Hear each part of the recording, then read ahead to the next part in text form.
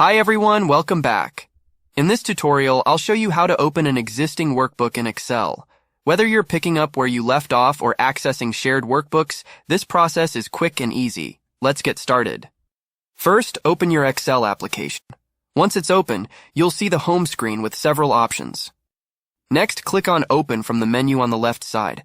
This will bring you to the Open section where you can access your recent workbooks and more.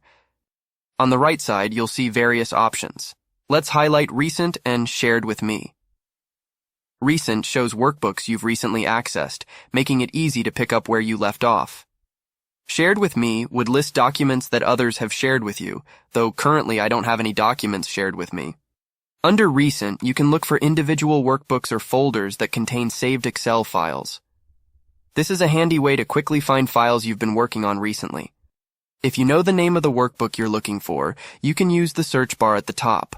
Just type in the name, and Excel will find it for you. Finally, you can open workbooks by browsing your computer. Click on Browse to navigate through your folders. This is useful if your file isn't in the recent list, or you want to open a file from a specific location. Once you've found your Excel file using any of these methods, simply select the file and click Open. The workbook will then open in Excel, ready for you to work on. And that's it. Opening an existing workbook in Excel is straightforward with several ways to find your files. Thanks for watching.